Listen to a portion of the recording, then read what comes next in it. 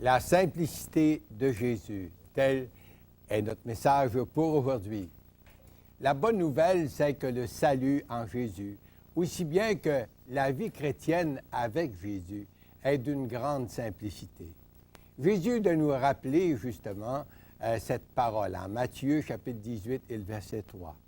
Je vous le dis en vérité, si vous ne vous convertissez et si vous ne devenez comme les enfants, vous n'entrerez pas dans le royaume des cieux, comme des petits-enfants, avait-il dit. Ici, Jésus souligne la nécessité de la conversion, et cela est vrai pour tout être humain. Cette conversion à Dieu se réalise avec un esprit d'un enfant. Un enfant n'est pas compliqué. Un enfant fait confiance à ses parents. Il ne met pas en question leurs paroles, ni leurs promesses, bien sûr. C'est dans cet esprit que Jésus accueille ceux qui se confient en lui. Dans l'Épître aux Corinthiens, la première épître, chapitre 1er, le verset 21, nous avons encore la même vérité qui nous est présentée. Car puisque le monde, avec sa sagesse, n'a point connu Dieu, il a plu à Dieu, dans sa sagesse, de sauver les croyants par la prédication ou la folie de la prédication. En fait, on pourrait bien dire par la simplicité de la prédication. En quoi consiste cette prédication? Au verset 23, justement, nous lisons « Nous prêchons Christ crucifié. » Tel était le message de l'apôtre Paul. Tel était le message qu'il présentait partout où il allait. Il pouvait dire « Je n'ai pas voulu savoir autre chose que Christ et Christ crucifié. » Le message de l'Évangile qui mène au salut est simple.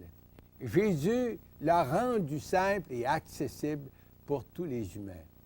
Quelqu'un a déjà dit « Les pensées des hommes sont compliquées, mais superficielles, alors que les pensées de Jésus sont très simples, mais d'une grande profondeur. » Dans les évangiles, Jésus emploie toujours des images simples, des images qui sont à la portée des gens pour expliquer des valeurs spirituelles. Jean-Pierre nous a justement parlé un peu de ça au tout début.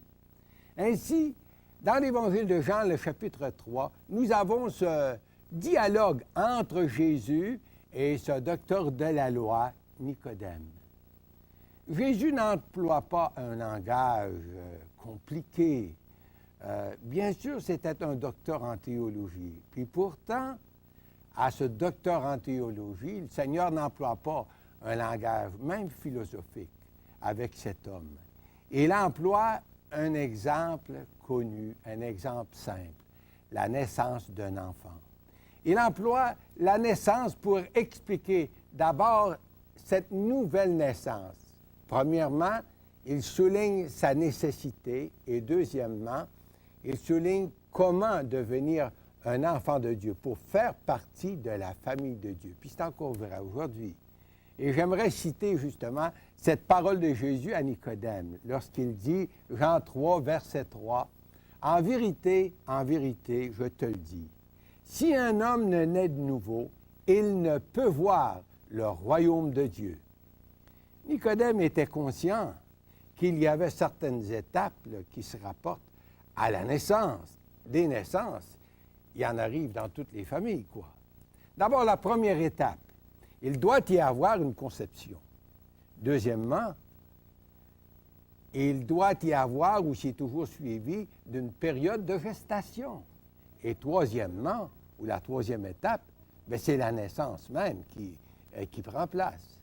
Alors, cette conception d'abord, parce qu'il faut commencer par le premier point. Cette conception s'opère alors que la parole vivante du Seigneur, par l'Esprit, pénètre le cœur de l'homme. Cette vérité souligne la nécessité de s'ouvrir à la parole de Dieu pour entendre la voix de Jésus.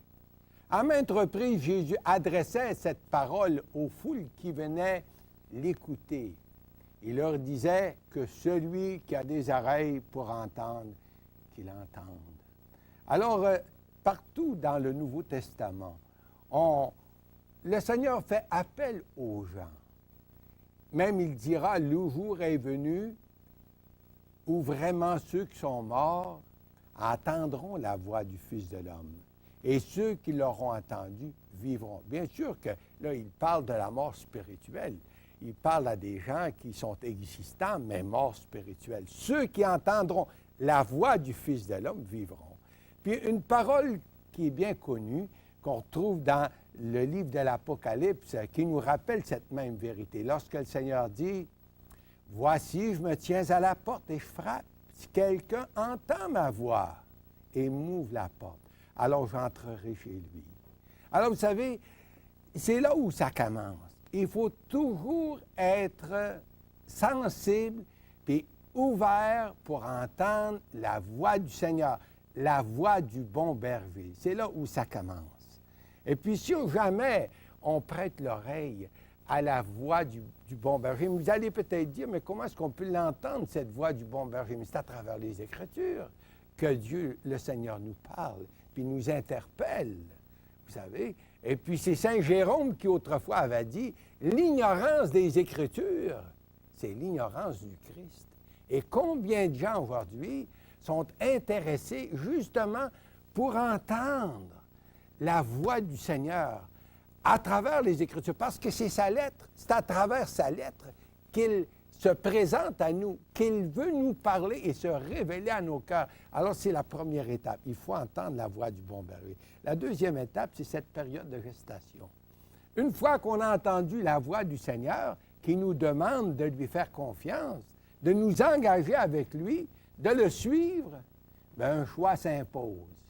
La période de gestation. Un choix s'impose. Puis, vous savez, on ne cède pas facilement notre vie au Seigneur. La plupart des gens, on veut vivre notre vie à nous. Mais pour devenir chrétien, il faut être prêt vraiment à céder notre vie au Seigneur, à lui livrer nos cœurs puis notre vie. C'est Saint Paul qui, lui, pouvait dire justement, lorsqu'il a entendu la voix du Christ qui lui parlait, il pouvait dire, j'ai été crucifié avec Christ, puis maintenant, ce n'est plus moi qui vis. C'est Christ qui vit en moi. Paul avait choisi de livrer sa vie au Seigneur, et puis de ce moment, c'est plus moi qui vis, pouvait-il nous dire, mais c'est Christ qui vit en moi. De l'autre côté, on se rappelle l'histoire du jeune homme riche qui est venu au Seigneur, puis avec cette question, qu'est-ce que dois-je faire pour hériter la vie éternelle? Et Jésus, qui savait, lui, parce qu'il pouvait lire le cœur des hommes, qui savait justement que ses richesses, parce que c'est un homme très riche, ses richesses avaient une priorité dans sa vie, le Seigneur lui dit, bien, écoute, débarrasse-toi de tes biens, donne-les,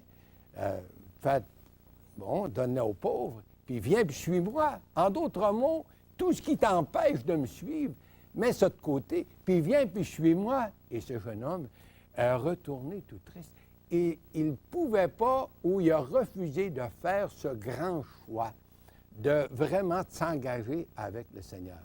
Des milliers de gens encore aujourd'hui font volte-face et préfèrent continuer à vivre leur vie comme bon leur semble. Et finalement, il y a la troisième étape. Pour celui qui reconnaît son besoin de Jésus, celui qui est prêt à prendre cette décision de se livrer à Jésus comme sauveur, de lui faire confiance pour le salut de son âme, c'est le moment de la délivrance. Justement, on appelait autrefois la naissance une délivrance.